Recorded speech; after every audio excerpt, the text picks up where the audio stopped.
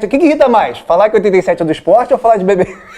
Agora pode falar à vontade que é do esporte. Eu já recebi o bicho todo, recebi o troféu, dei volta olímpica.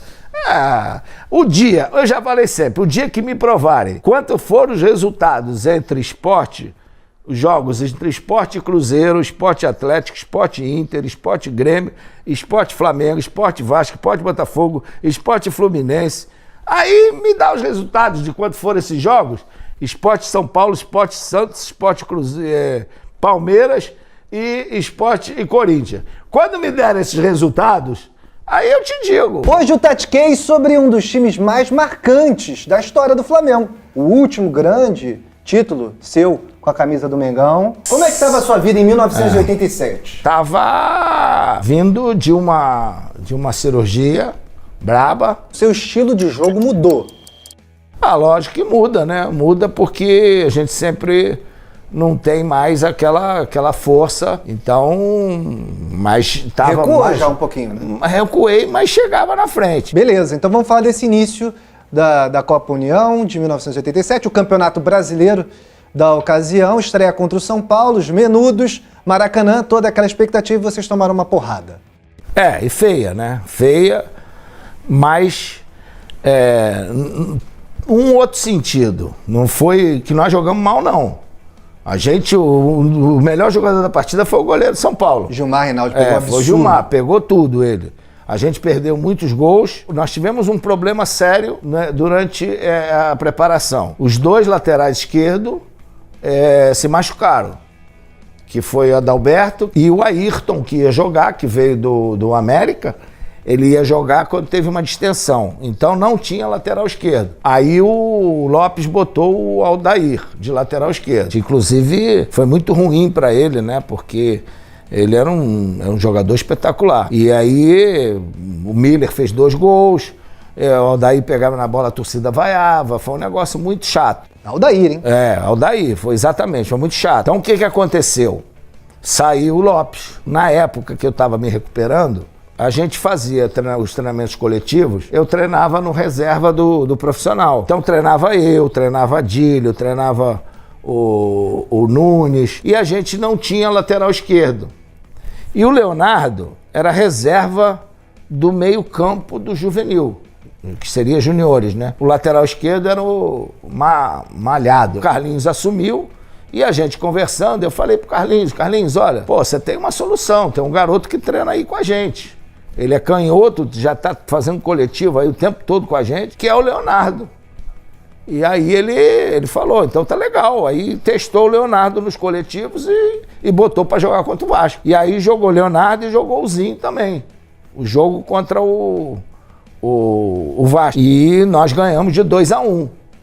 E aí o time passou basicamente aquele que foi montado pelo Carlinhos ali, que eu acho que não sei se o Nunes jogou ainda esse jogo do Vasco. Não, o Nunes já estava como reserva já. Já estava. Já estava o Bebeto titular no ataque. Né? Eu sei que no plantel tinha o Kita, o centroavante, era o Zé Carlos II, Aldair, que era reserva, Alcindo, o Flávio, volante, que veio do Olaria, o meio canto, da minha posição, entrava no meu lugar. Um nome esquisitíssimo, tô ligado. Enágio, faleceu aí há pouco tempo. Ano passado, Enágio, exatamente. No gabarito nerdístico, vou escalar ele todo direitinho. Tá. Vamos lá, Zé Carlos, Jorginho, Leandro, Edinho, Leonardo. Isso. Andrade, Ailton, eu, Zinho, Bebeto e Renato. Só que o Bebeto, por ter jogado também na ponta direita, ele muitas vezes fazia esse lado aqui. Ele voltava por esse lado aqui, tá? Porque ele era o que tinha as melhores características quando o Renato ia aqui para o centroavantão. Tumultuar, né? Tumultuar, exatamente.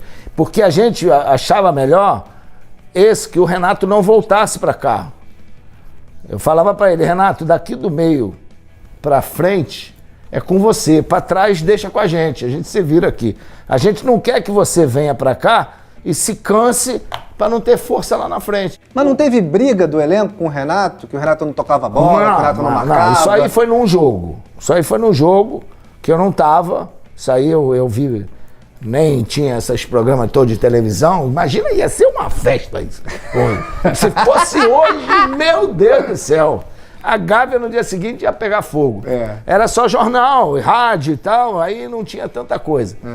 Aí o que aconteceu? No jogo contra o Atlético lá, o Renato, aquele negócio, ele fazia jogadas aqui e às vezes chutava em gol, não dá, a bola vinha. Saía com uma tudo, e saía e perdeu todo mundo. Perdeu de 1-0 e aí o Kita reclamou, dando a impressão daquela coisa de egoísmo. Não era característica do Renato. Aí o Carlinhos tentou uma reunião, essa reunião eu chutei o balde lá também e tal. O Renato não querendo jogar, vai jogar sim, vai lá, pega a bola, vai lá, dribla 9 vezes e na 10ª você faz um gol, dá um passe, tá tudo bem. A gente ia pegar o Palmeiras no sábado, isso foi na terça-feira. Aí acabou a reunião e vambora, o Renato treinou pra cacete e tal. Graças a Deus foi o melhor em campo, a gente ganhou 2-0, ele fez gol. Daquele jeito, né? Foi, exatamente. Uma jogada até que eu toquei no Leandro, o Leandro veio costurando todo mundo e a bola foi pro Renato e o Renato deu. Então, essa era foi a grande diferença. A gente botou os dois aqui. E aqui desse lado, o Ailton, que era um cara de um fôlego danado, fazia um pouco da cobertura, porque quem atacava mesmo por esse lado era o Jorginho. Jorginho ia com tudo. Então o Ailton já ficava, Andrade mais um pouquinho, Leonardo ia, mas já jovem, segurava um pouco, mas ele tinha o suporte do Zinho por aqui, por esse lado. Então, não mudou muito a questão da compactação, tá?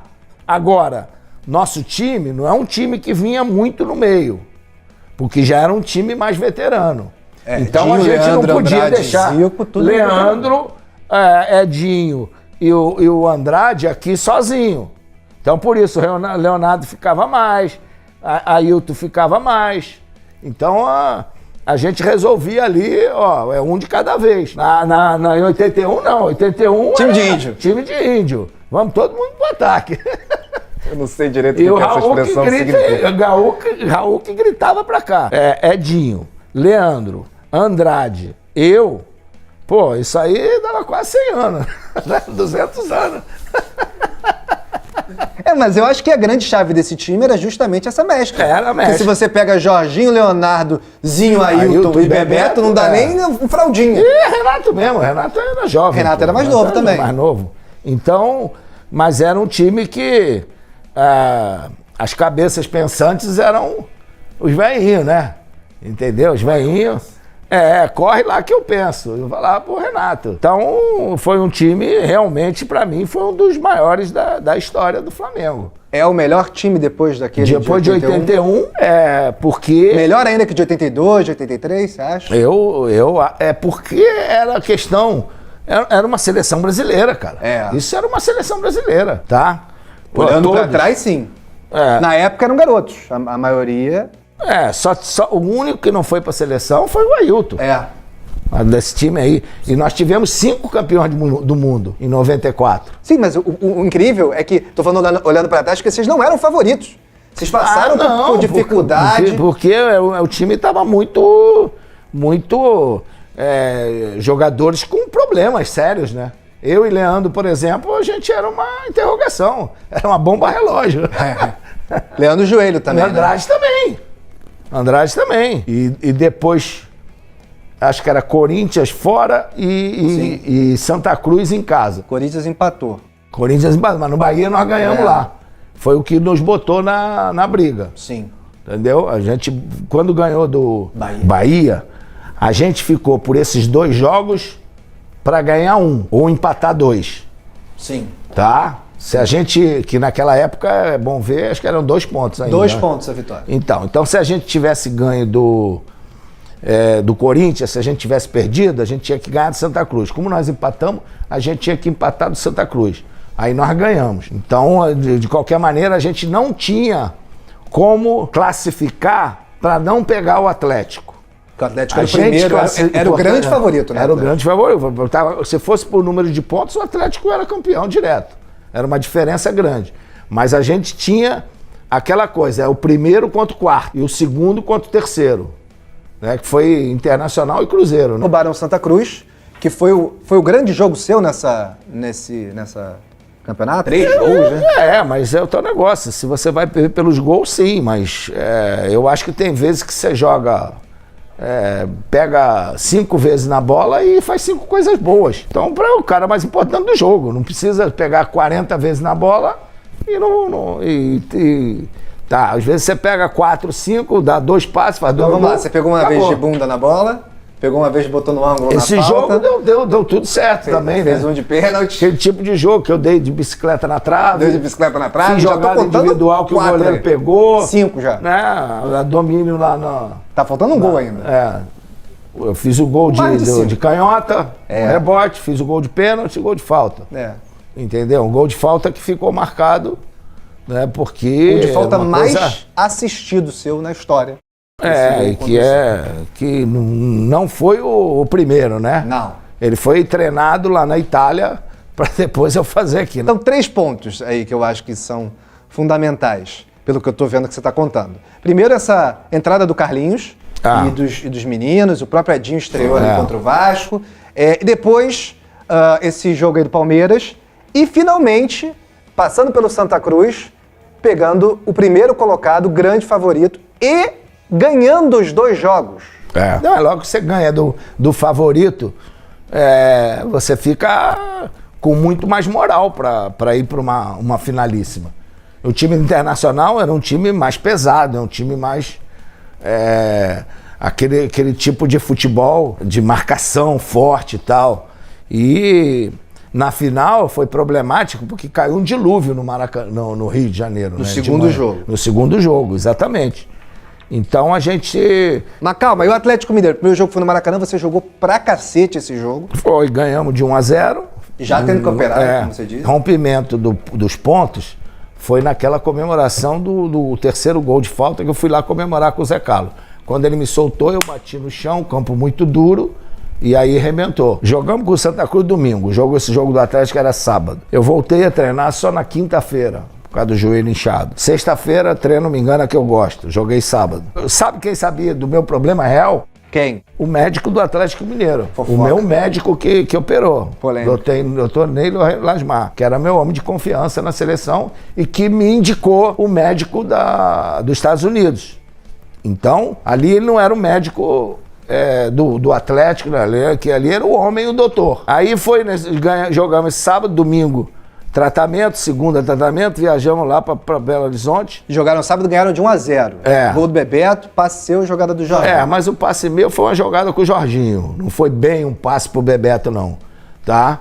Era um preto e vermelho ali, Jorginho entrando, só que a bola pegou, estavam os dois no mesmo lado, a bola foi pro Bebeto. Conta como assistência. Conta como assistência. Aí o segundo jogo, que foi na quarta-feira, cara, eu fiquei fazendo tratamento até 3 horas da manhã. O jogo era à noite. O Isaías lá, ele botava a toalha quente, botava o gelo aí. Ô, Isaías, acorda, Isaías. Pô, vai essa merda aí, pô. Vai botar essa pedra, vai queimar meu joelho. E aí, deu pra jogar.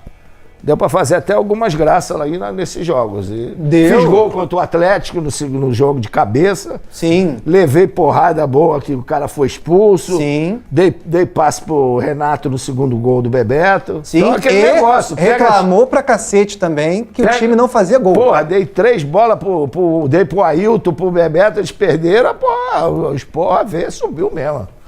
E o gol do Renato, golaço, né? Arrancada ali. Beleza, arrancada era o que ele sabia fazer bem, né?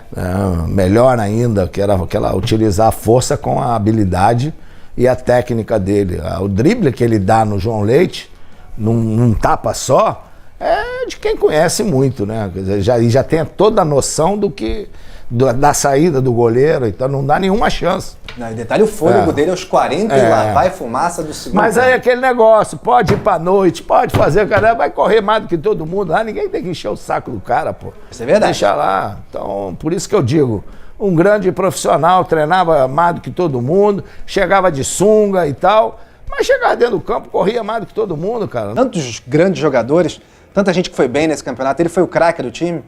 Ah, eu acho que foi o cara mais decisivo, né?